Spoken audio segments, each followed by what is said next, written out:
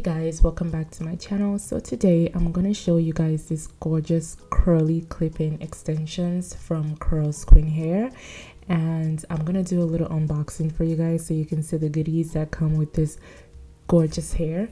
So when you open the box, you have a little pouch that has like the hairbrush, and it also comes with like a little additional like hair clips for you guys. So this is a hairbrush, and then it comes with extra clips like I mentioned earlier, and then a satin bonnet for you to protect your gorgeous curly hair extensions. And of course you have a little baggie for you to store your clip-in extensions when you uninstall them. And this is what the hair looks like straight out of the box. So this is 20 inches, but it does not look like it.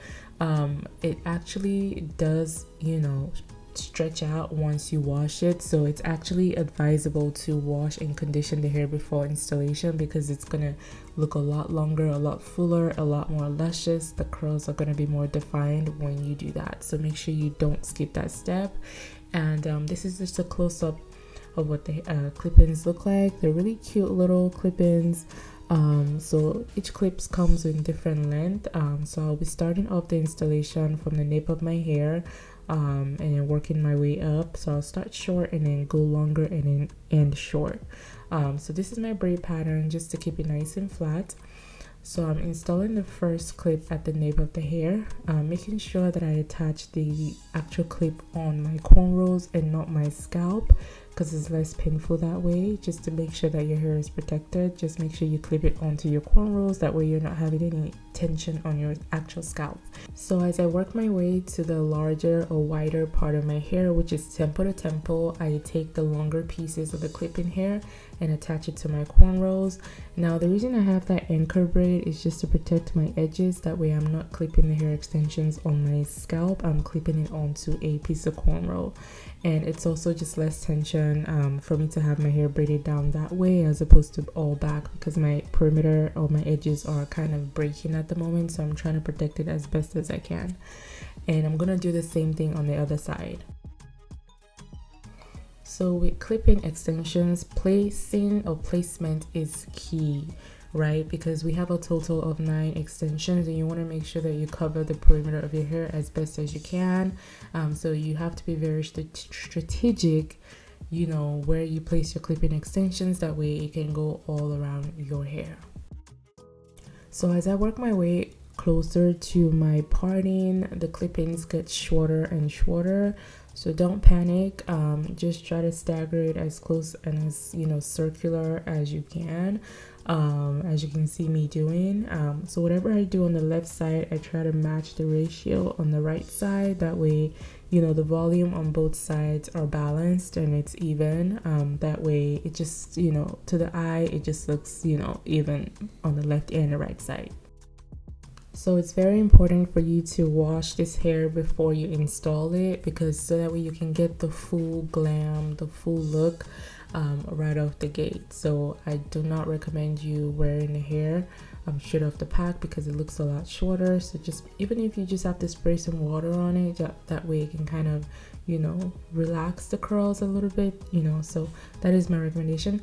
And then what I will say is that when you are getting closer and closer to your part, as you can see I'm doing a middle part, just try your best to get it, don't make the extensions too far from the part. Like as you can see the line, right? But I'm not gonna make it too far apart, but I'm not gonna make it too close either. So just enough to where, like, if you were doing a quick weave, this is the strategy that you would use. So if you're familiar with quick weave, just kind of follow that guideline, and that's kind of my strategy for the placements, right?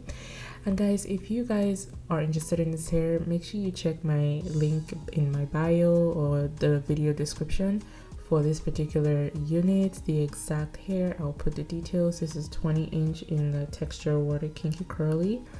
And anyway, so on to the closing of this hair. You're just going to take a crochet latch hook and crochet the hair in to cover the tracks. That's all you're doing. It's super simple. I know there are clips there. All you have to do is flatten your latch hook as you place it inwards, and it will go under the clip. That way you're not stressing or breaking your hair while you crochet the latch hook through. Okay, so you're gonna do this as much as you can to cover the track as best as you can. I didn't do too much with this because I didn't want it to be too bulky, so I just did enough to cover the tracks, you know, off of first glance. And then you can do whatever you're comfortable with.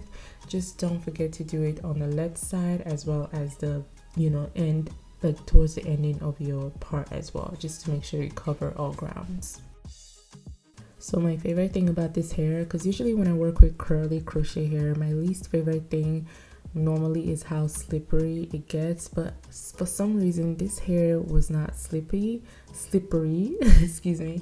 So when I crocheted under the tracks, it stayed in place, which I was shocked because I thought I was gonna have an issue with that. So I was thinking I was gonna do like a double loop situation, but I didn't even have to do any of that. So the hair literally will stay right where you place it, and I think it just goes to show you how true and how, you know, good quality this human hair is. So if you guys, you know, and there's so many other looks you can do as well. If you want to do a low ponytail, you could do that, and that's just, you know, the versatility that comes with clipping hair extensions. And if you feel like you want to leave your hair out and blend it out as well, I'm pretty sure you can do that. If it depends on your curl texture. I have 4C hair, so if I wanted to leave out my hair, I would have to, you know, get my, you know, one curls just to, you know, get a little bit of, you know, loose curl texture on there to blend, you know, the clip-in hair extension. So it just depends on your situation and your natural hair texture. That is the strategy that you would use to blend this hair seamlessly. So as you can see, I am doing the same thing that I did on my left side. I'm gonna do the same thing on my right side just to make sure I'm covering the hair.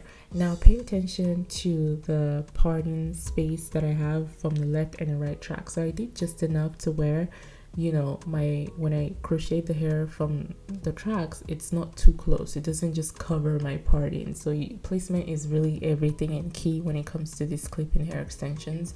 So just be very intentional. And the good thing about it is when you make a mistake, just unclip the hair and clip it back, and, you know, remove the placement and just kind of eyeball it. So when you're all done, just for balance, I like to tease my hair because I love big hair. So I just take a rat tail comb and just back comb the base of where I want more volume to be. So I kind of, you know, wanted it to be full up top. So, and then also in my perimeter, I just take a comb and then slightly back comb. I'll show you a better clip of me properly doing that. I just kind of wanted to demonstrate on this part because I kind of already did it in that clip. So I'm just taking the comb, just doing a slight back comb. I'm not going to be cutting the hair because, like I said, it's clip-in hair extensions. I'm going to do other styles with these clip-ins as well, so I don't want it to be really choppy. So I'm just being very intentional about how I style the hair. And if you want a more defined curls, just go ahead and use some products to bring out the curls. But anyways, that is all for this video today. Be sure to like, comment, and subscribe, and I will see you guys in my next video. Have a merry day and God bless.